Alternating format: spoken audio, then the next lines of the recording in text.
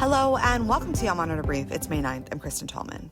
Today is a short episode, instead looping in some vital clips that have played out over the last 24 hours, showing where the U.S.'s potential red line with Israel stands as the country looks to invade Rafah, the southernmost point of Gaza. So let's dive right in. President Joe Biden said Wednesday he would stop U.S. weapons supplies to Israel if it attacks Rafah in southern Gaza, his most direct warning to date. Here's a short clip for Biden's CNN interview. As we sit here and speak, and that, of course, is Israel is striking Rafah. I know that you have paused, Mr. President, shipments of 2,000-pound U.S. bombs to Israel due to concern that they could be used in any offensive on Rafah.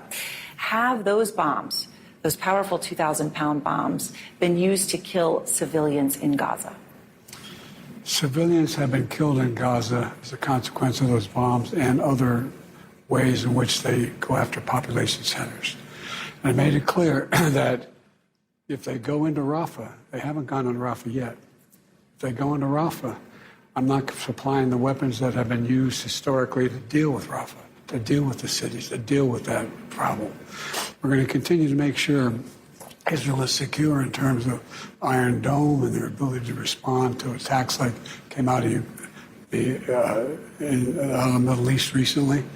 But it's just wrong. We're not going to supply the weapons and the artillery shells used that have been used. Artillery shells as well. Yeah, artillery shells. So, just to understand what they're doing right now in Rafah, is that not going into Rafah as you define it yet? They haven't gone into the population centers. What they did is right on the border, and it's causing problems with right now in terms of with Egypt, which I've worked very hard to make sure we have a relationship and help. But I've made it clear to Bibi and the War Cabinet, they're not going to get our support if, in fact, they go in these population centers. We're not walking away from Israel's security. We're walking away from Israel's ability to wage war in those areas. So it's not over your red line yet? Not yet, but we've held up the weapons. We've held up the one shipment that, as an old shipment, was designed.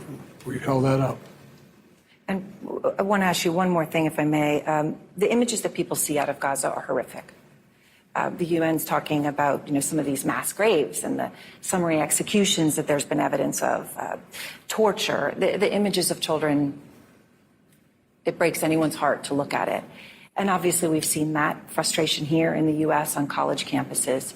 And Mr. President, had signs at college campuses. Some say Genocide Joe. And any of us that have gone to those campuses, sometimes we hear that chant. Do you hear the message of those young Americans? Absolutely, I hear the message. And after a, quote, brief delay, the State Department will soon deliver its report to Congress on whether Israel is using U.S.-supplied weapons in compliance with international humanitarian law.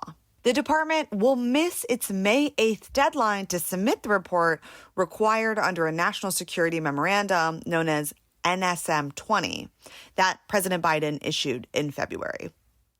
Iran said that it is ready to change its nuclear doctrine if it is threatened by Israel. An advisor to its supreme leader warned on Thursday, raising renewed concerns about the Islamic Republic's nuclear program as tensions in the Middle East grow.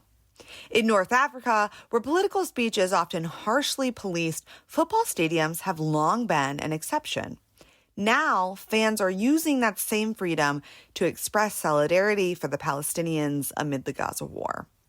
And in Turkey, the Turkish Petroleum Pipeline Corporation and the U.S. energy giant ExxonMobil have signed a deal for liquefied natural gas believed to be worth more than $1 billion. Turkish Energy and Natural Resources Minister Alparslan Bayraktar said Wednesday. That's it for today. You can read all these stories and more at allmonitor.com.